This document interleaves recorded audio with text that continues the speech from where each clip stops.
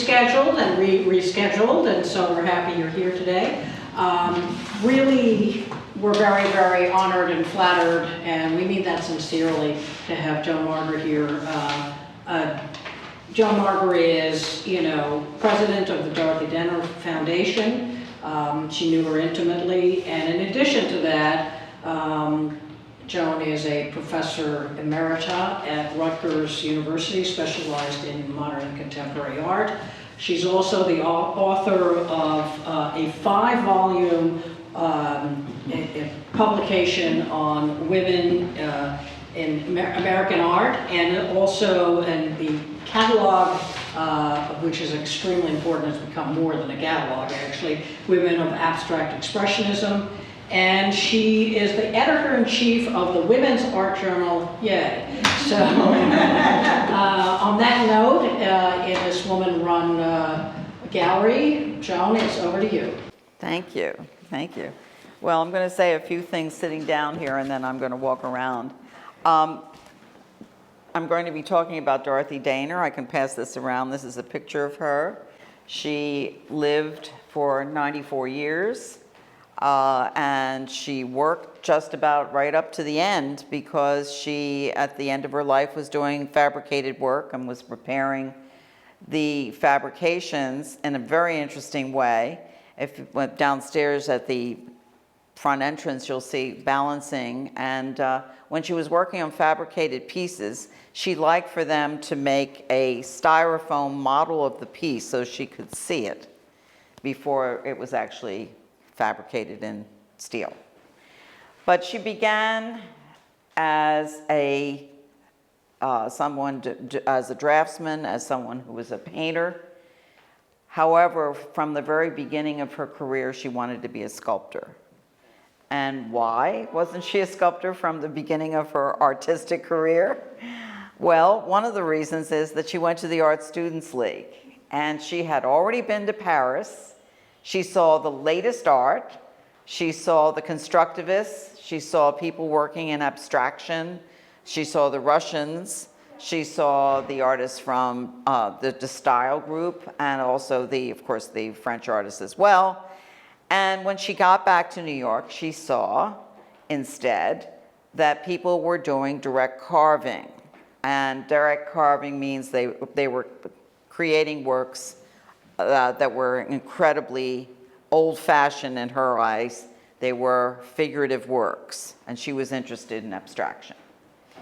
So she didn't make sculpture. Another reason why she didn't make sculpture until the mid-1950s, 1955 to be exact, is that she married someone also who studied at the Art Students League in the 20s, David Smith. They were married in 1927. And even though Dorothy talked a lot about sculpture and thought about making sculpture, she didn't make sculpture until she was separated from David Smith, actually divorced from David Smith in 1955. She started making sculpture. And then she kept going. As someone said, she was very prolific. And we have some wonderful examples of a range of Dorothy's work here in sculpture. We have the work that she did in bronze, and she did these things in a very unique, I would say, not totally unique, but not very often practiced way. And that's another reason why I brought this photograph, because in the photograph that you can see that she is working in wax. And she built an armature of wood to hold up the piece, but she made the piece in wax. And there were many advantages and many reasons why she did that. It allowed her a certain spontaneity, but it allowed her actually to be a constructivist, which is what she wanted to be. But she didn't want to work with welding. She knew what that meant because David Smith was a welder. It meant very large, very dangerous equipment that sent out sparks. You had to wear a helmet. I mean, she was very familiar with that, and she didn't want to do it. So this was the solution. Several artists, including this one that I'm wearing, this is Ibram Lassaw, told her that the best thing for her to do was to work in wax. And so that's what she did. And not only that, she took her own photograph of herself. She set the camera up and photographed herself, looking very serious. And this is an example too. I love this catalog cover. She didn't like it, but that's okay. She told me how much she didn't like it. This is a show that I organized, and this is a piece that's in the collection of Glens Falls, the Hyde collection in Glens Falls, New York. And this is one of her large constructions in bronze. These are cast bronze. They were done at a foundry after her wax models, okay? Now in this one in particular, she actually has little messages inscribed that you have to find. They're sort of very special little messages. But one of the things about wax, I think, in addition to the fact that it was easier for her to work in that way, is it's somewhat related to the fact that she also studied engraving and etching. And so working at the Atelier 17 with alongside people like Louise Nevelson and others, she had many chances to experiment. And so I think that's a good background. And in fact, her study of at Atelier 17 and her sculpture, the work that she did as a sculptor, they really are in the same period of time. In the late, well, she started sculpture in the 55. By the end of the 50s, she was also making prints at Atelier 17. Very busy, very busy. She worked in this method well into the 60s. Then, after that, she changed to wood. And there's a wood piece of hers there in the center. And then after a period of time, and she worked differently in wood. I should mention now, since I'm sure all of you know Louise Nevelson's work. Louise was a friend of Dorothy's. They were very close friends from the Atelier 17 period, which is to say from the 50s. And they continued to be friends until the end of Louise Nevelson's life. She died first. And of course, Louise, as you know, worked in wood. Louise tended to work in found wood. I think Dorothy's work, I think you can tell from looking at something like that, these aren't little scraps. I mean, they were chosen in a very different way and put together. So she worked a period of time very successfully in wood. And then at the very end of her life, she did the fabrications. She didn't do them, but she had them made for her out of, in some cases, really they relate to her drawings because they come from her drawings, and in a few cases, they actually come from her bronze sculpture. She used the bronze sculpture as a model for a piece that became something like 10 feet high or even larger. I mean, for example, these are some of the late pieces of hers, the fabricated pieces. And, you know, these are 10, 12, 15 feet high. And yet, she originally did some of these works in small bronzes. Okay, so that's where they come from. Okay, so before I begin talking about the drawings, because they really fascinate me, do you have any questions? Because I don't want you to have to save your questions to the end. Does anybody want to ask a question now? I actually have a question. Yes. She was working in wax. I assume these pieces are all unique because this was Yes. lost wax? It's lost wax, that's right. It was only a unique piece. And she knew, she knew about the fact that this is lost wax. I'm glad you pointed that out, actually, because that's important. Lost wax is a very old technique, okay? It goes back in time. But it means that the piece is unique, absolutely, because in the process of putting, you make a maquette, actually, over this. But when you heat it, the wax runs out, and the bronze goes in. That's how it works. And so they are unique pieces. It's later, I think actually with some of the fabricated pieces, those are the only ones that really have several versions. Not versions, but several different copies, because that's much easier to do in fabricated pieces. It's much more possible to do. Anybody else have a question? Yeah, you said that she went to Europe and then came back and studied at the Art Students League. Yes. Did she then, after her sort of disenchantment with the Art Students League, did she kind of reach out to the European sculptors again after that in the 50s or 60s? Yeah, I guess maybe I should explain a little bit more. When she went to the Art Students League, she tried to get interested in William Zorach's teaching, which I think she found out very quickly she wasn't interested in, and that was all there was. But she did find some instructors of great interest to her. One of them, a lot of people studied with these people, but Nicolaides was one that she studied drawing with. And more importantly, to both of them, to Smith and Dehner, was Jan Matulka, who came to this country and was working in a kind of Cubist style, which was far beyond, let's say, some of the other people at the Art Students League at the time.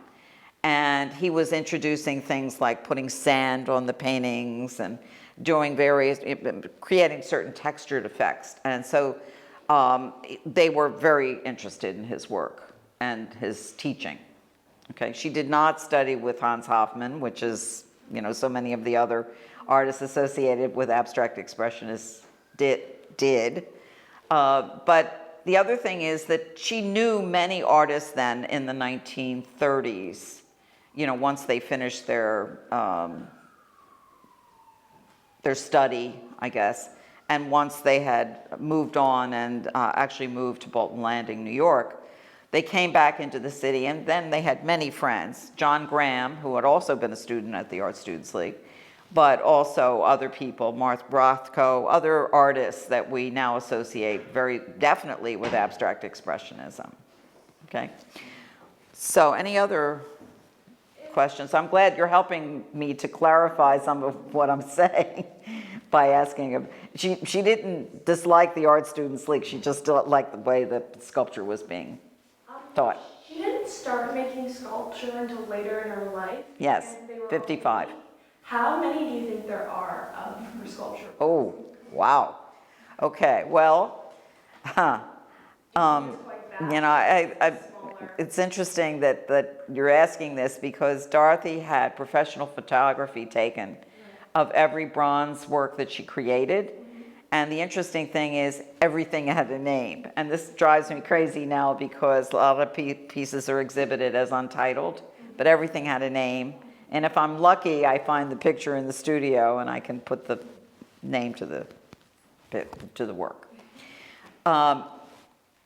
At least,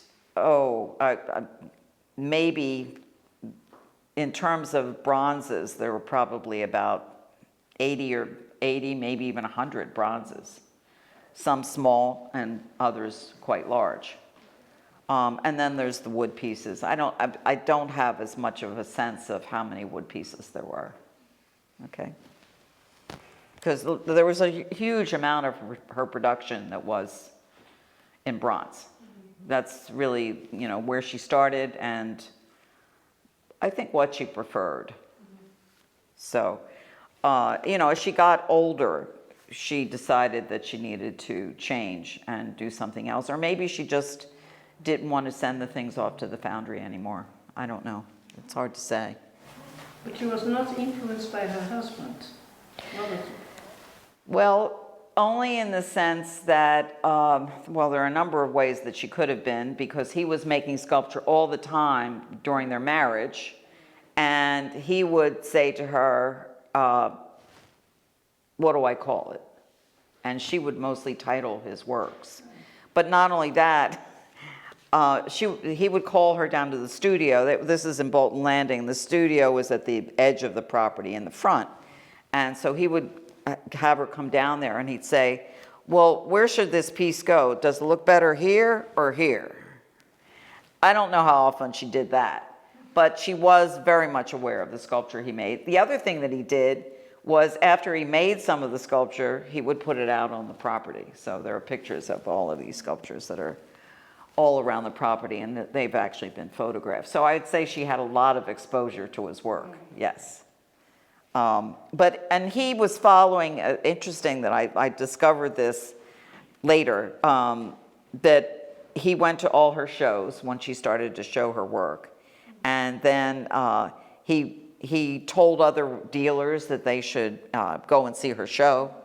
He got in touch with dealers. But he also tried to get to her, he wasn't meeting with her, but he would send her little notes. And he was indicating to her that she needed to simplify more in terms of some of the sculptures that she was creating. So there wasn't, even though later there wasn't as much contact with him, she was certainly aware of his work. Any other questions? Okay, one of the things that I want to do then is to talk about the drawings. There are not a whole lot of them here, but some of them are quite wonderful, and I especially like the one over there in the corner at the top. And I think I want to say something about this because I was an art student myself. I studied at the Tyler School of Art, and I did watercolors at various times. And watercolor is not an easy medium because you don't make mistakes when you're doing watercolors. You must make what you want and stay with it. Dorothy worked in an experimental way. She was interested in wet on wet, all right? So she would actually wet the paper. You can see that very definitely here. She would actually run a brush, across the paper and wet it down. And then I think to some extent, she allowed the paper at least partially to dry, in some cases even more completely to dry. And in some cases, she would go back and work on pen and ink on top of this surface that she had created. In some cases, you actually see the color sort of spread out because she's working wet on wet. So that, it's very experimental. It's very spontaneous. And those are characteristics that we associate with abstract expressionism. And she's not the only one. I mean, I know there are several other artists. Mark Rothko is the one that most likely comes to mind. But to make this work, you have to know how to control the water that you're applying as well as the color that you're applying and make the two work together. So it's tricky. And she has many, many drawings. She worked.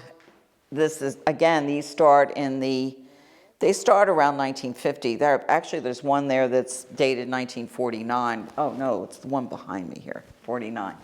But she continued to do drawings always. And they're always around this size. Some of them are even a little larger, but they're generally around this size. And as you can see, they're abstract. Now, that's not because Dorothy never worked with the figure or never did anything that was realistic, because some of you may know, I don't think there's any way I can show it to you here very easily, but there are times when she does things that are representational. She does a figure walking in a landscape. This one is very well known because it comes from the Natural History Museum. It's a prehistoric bird. And before she started the ones that you see here, she also did a very famous series called the Life on the Farm series, which were done in tempera. And she did those while she was living with David Smith. So it wasn't as though she never worked in a figurative style. It's just that when she started working independently in New York, because she really didn't come to show her work in New York until 1950. That's when, her exhibition started. And when she did that, she was making drawings like this. And that's what she preferred to show. I think the one I like the best is the one over there at the top on the left. But all of these have an interesting combination of material and shapes. And that actually leads me to the I Ching, because I've been thinking about this a lot. The I Ching, these are works that are really curious, and they haven't been shown, it's really great, and I'm so glad that the gallery, Rosenberg, was very interested in them and has taken them out of their plastic wraps that were in the studio and shown them. And I found them in lists of works that Dorothy has done, but as far as I know, they have not been shown in a gallery. And I don't quite understand exactly what she was doing by calling them I Ching, because the only thing that I see that is like I Ching, and what we know about it, are the sticks. And the sticks are kind of like yarrow sticks, they're called. And that is one of the methods that people use to practice what they call divination, which is, could be telling the future, or getting an answer to a riddle, or getting an answer to some problem that one wants to have answered. And they do it by, from what I understand, throwing the sticks or manipulating them in certain ways. There's also the use in divination of coins, which she does not do. She doesn't have coins. Now, I Ching, I should mention, is a form of divination, it's called, which is like telling the future, among other things, that goes back 3,000 years. It's Chinese. And how did Dorothy know about this? Well, she was very interested. I can tell it in terms of her titles. She has a cenotaph for Li Po, for example. She has another work that has a reference to Chinese. She also knew John Cage, and initially I thought it was because Louise Nevelson was friendly with John Cage. But I also realized that Dorothy went to the same place where John Cage was a frequent attendee, you might say, and that is the 8th Street Club, or the Artists Club, it's also called. John Cage was one of the most frequent visitors, participants, we might say, in the club. John Cage, as you know, is a composer, but what we also know about him is that he was interested in chants, and he was interested in improvisation, and he was interested in Zen Buddhism, but he also was interested in playing with tarot cards. That's another thing that he used. And somehow there was a combination between tarot cards, or he substituted I Ching for tarot cards. And tarot cards are also something that is about telling the future, or getting an answer to a question, or whatever. Now, the most interesting thing about John Cage in this period to me is his famous composition called 4 minutes, 33 seconds. Are you familiar with, somebody's familiar with it?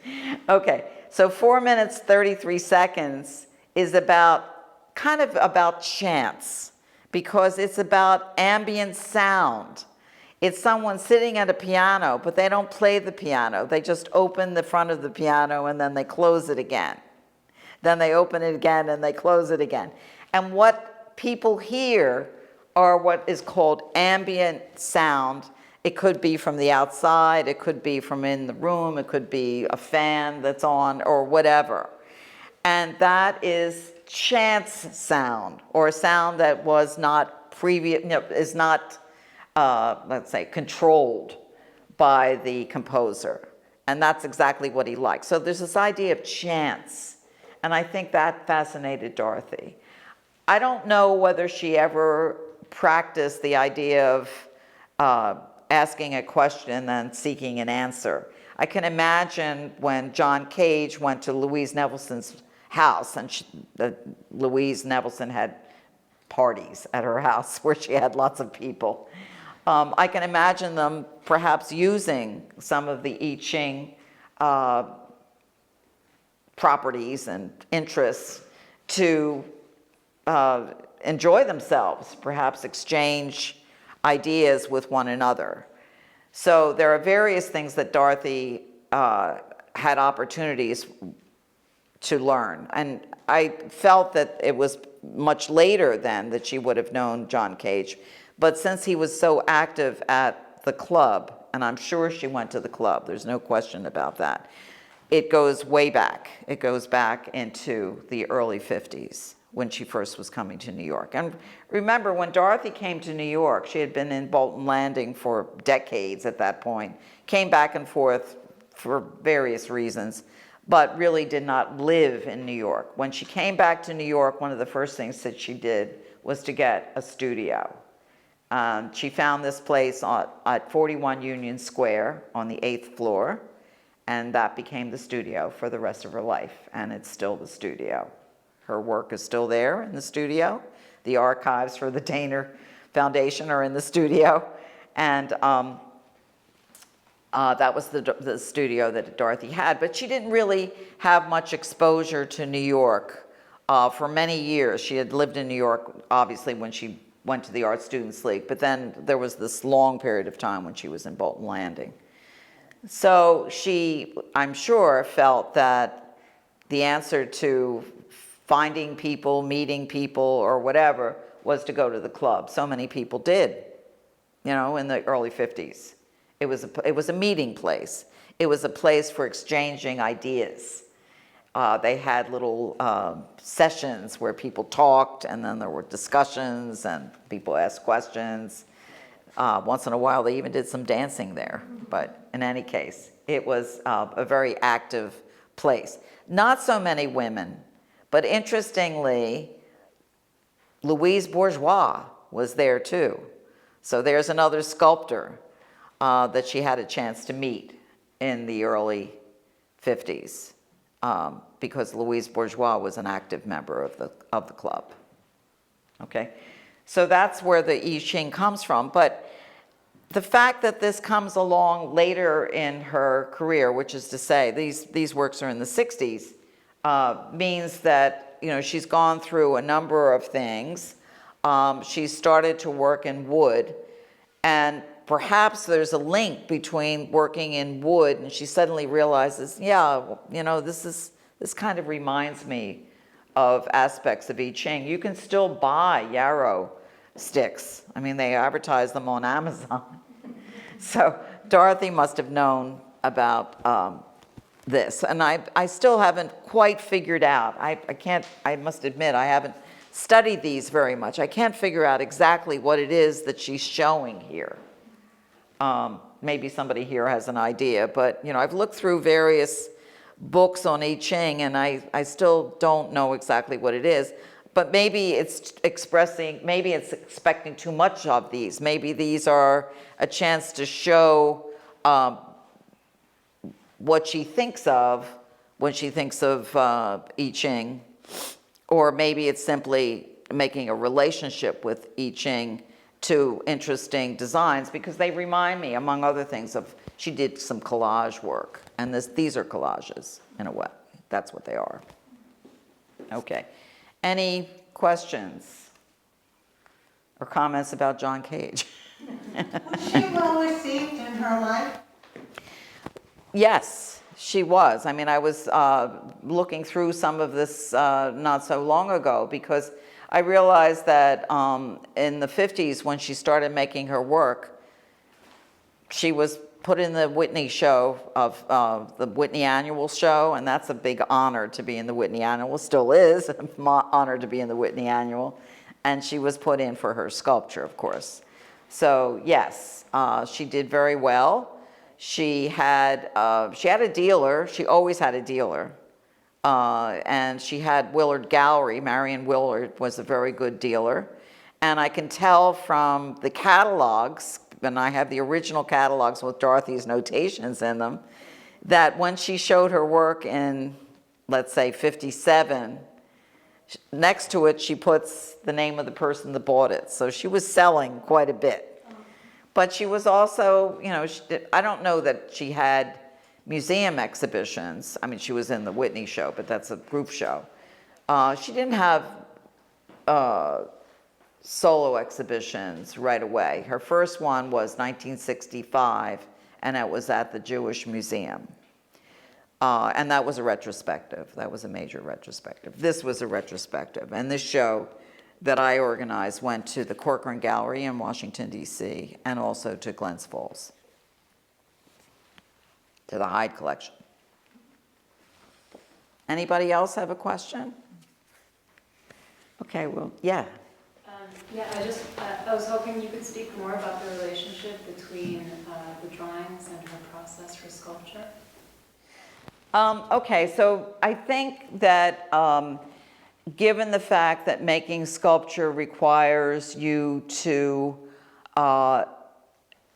not be quite as spontaneous as doing the drawings. In other words, you're working wet on wet. Actually, this whole process requires you to work rather quickly through various sequences, but I'm sure she had to allow the work to dry somewhat before she put on those pen and ink lines, because otherwise they would be bleeding out into the wet. The sculpture couldn't be as spontaneous because it required, depending on how big they were, but this is a fairly big work. She has to build a kind of armature for it, and then she has to add the pieces of wax. And I think it's a really interesting thing that she was using strips of wax. There are other artists that did things making sheets of wax that they applied to make the piece. But she's using like little fragments. And I think one thing you can say that is, more spontaneous is the drawings that she did. And she incised, she makes a drawing, but she has to incise it into the wax. Okay, so sometimes she makes little designs, sometimes she puts in messages, and that's the spontaneous part.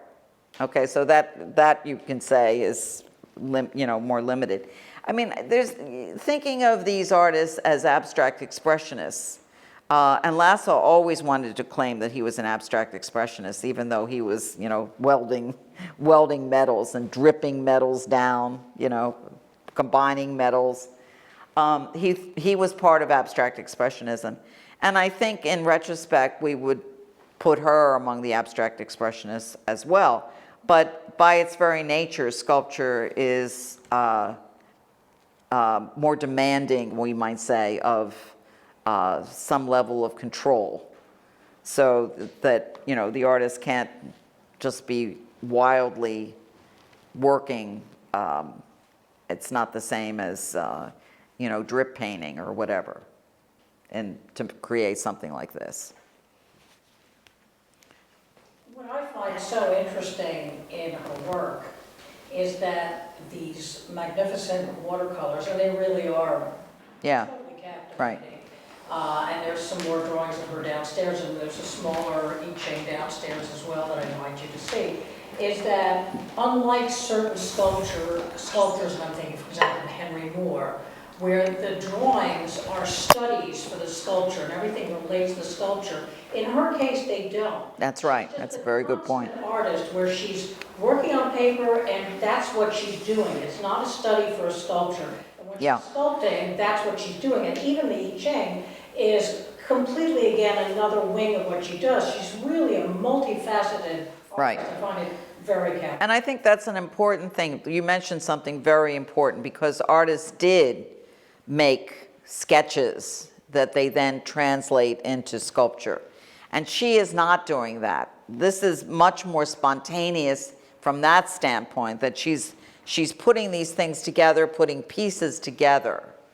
But she's not like looking down at a drawing that she had as a preparation for the final sculpture. She doesn't do that. And I have a feeling also that she's changing it as she's working, because she is working with wax, and that's easy to take one piece off and substitute something else. I think it's a really important point that you've made, that the drawings and the sculpture are separate from one another. But the interesting thing to me also is that she's doing them at the same time. I mean, I don't know whether she came to the studio one day. She lived somewhere else, and then she came to the studio. It was just a studio. And she decided, well, today I think I'm going to work on drawings. Or did she perhaps, in some cases, work on drawings at her house and her apartment, and then, you know, leave the sculpture in the studio? It's hard to know that, but she definitely was making both. And as far as the prints were concerned, I mean, I think most of those prints were done at Atelier 17 because she needed the equipment to print the works, to complete them, really. And I don't know if there was any other time that she was doing that. Okay. So there's nothing very much here that I can talk about in terms of the little bronzes. They're very tiny, but these do relate actually to larger works. Look at this little thing. I mean, when she was making something like this, one can see that she was almost thinking of a monumental sculpture because it has the quality in terms of the creation of it with this tall part and then the smaller parts, that this could be an outdoor sculpture piece. So in that sense, she might, I don't know that there isn't anything that looks exactly like this, but this was the kind of piece that later on she was able to use to have a fabricated piece made. And there are a number of small pieces that are like that, that end up as large pieces in painted steel. And those are shown, well, here's a good example of it. For example, this is a piece that started out as a drawing, actually, and then it became a painted steel sculpture. And this is another thing that was probably originally a drawing, related to a drawing in some way. These are all fabricated pieces. Anybody have any other questions? We might go into that next room then. And wood certainly had certain advantages because you could complete the work in your studio. You didn't have to, you know, prepare it and then send it off to a bronze foundry to have it cast. So when she was working in wood, she had several friends who were also working in wood, and of course the most notable being Louise Nevelson. But I think you can tell that these don't look like Louise Nevelson. For one thing, Louise Nevelson liked to go to construction sites. She would drive around in a car. Sometimes people would say it was a stretch limousine because she would then load all of this material from a construction site or maybe even a house that was, you know, torn down, and she'd find wood. Dorothy, I think, doesn't work that way. The pieces of wood are, they're actually things that don't look like they're necessarily scraps. Some of them might be, but, and she imagines them, I mean, it's a completely different thing because, as you know, Louise was working in boxes with, you know, these tall boxes and everything. And Dorothy knew her work completely, you might say, because after she met Louise, she developed this interest in photographing Louise's work. So she went to Louise's house and she supposedly photographed all the work that Louise had done up to the time that they first met one another. So she had some knowledge of Louise's work and then continued to go to her house because of their friendship up until the end of Louise's life. So she knew about it. What's so striking, and the lighting here does, I guess, a very good job of showing us this, is the fact that these pieces are silhouetted and they create a kind of drawing in space. Both of them do. And the other thing is that she manages, especially in this one, to use different woods that create a sense of color within the sculpture so that there's a variation from one part of it to another. The Metropolitan Museum, for example, owns one of her, probably one of her largest pieces that was made in wood, but she has many others as well. The other place where you can see good examples of Dorothy's work in wood, the other institution, when it's open, is the Women's Museum in Washington, D.C. Because they, what? These ones actually came up from the Women's Museum in DC. These What- wood sculptures. When you say they came up, you mean they were, originally on consignment down there. oh, they were on consignment. So- Okay, because I know they came from a private collection. Yeah, but they've been on consignment to the Women's I Museum. see, okay. She did a piece called The Piano, and of course she played the piano herself, so there's this like really tall thing that's like keys going up a surface. So, very interesting. So do you have any questions about Dorothy's wood sculpture? There's hardly, you know, I don't think we didn't get so much wood sculpture for this exhibition. I have a question. Yes. Kind of about her process. Yes. Like, did she ever work with wood, like at Bolton Landing? Everything is quite finished. Do you know if she had someone to assist her in making these works? She might have, well, you know, she's using using very clean pieces of wood. Okay. Louise is the one that had assistants, Right. you know? And I think there was a lot of nailing and hammering and everything like that. These don't have that feature. Yeah.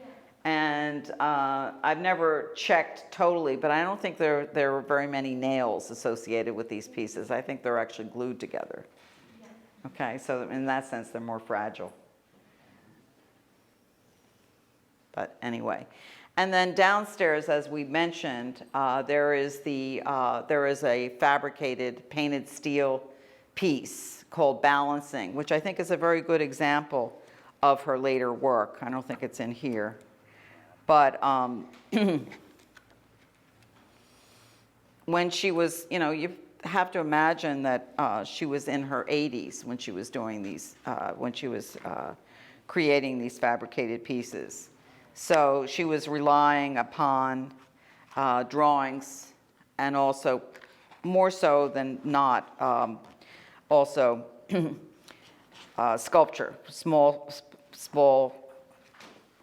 here are some, they're not in color, so they don't look very much like wood pieces, but those are 2 wood pieces from the. So she did have some small pieces, in some cases not much larger than the 2 that are in there, and then they would become a model for a large scale piece. Dorothy has works at in various sculpture gardens in various places. One of them is Storm King Art Center. Maybe some of you have been there. They just wrote to me recently and showed me that they were going to do some renovations and cleaning of her piece that is there, which is also called Cenotaph. And she also has a piece, I hope still, at the Decortiva Museum in their sculpture garden. So I haven't heard from them for a while, but that's one of her largest pieces. And also there is a piece that is at Glens Falls, which maybe some of you have seen, which is called Sanctum with Window. It's an enormous piece that's outside the museum. So any other questions? Yeah, I have a question. You've used the term fabricated Yeah. several times in relation to her later work. Can you describe, insofar as Dorothy is concerned, what the fabrication process entailed? I mean, she did the drawing and then she entrusted it to somebody, or? Yes. Okay. Or you know, as I was saying, in some cases, It's based on a small sculpture, okay? And so she gives them the small sculpture, or she gives them a photograph of the small sculpture, and then they create a piece in steel out from that. And it's done in, you know, the way that some of them are made of corten and some of them are black steel. And so, and there are a few examples that are actually in multiples. Yeah, there are a few.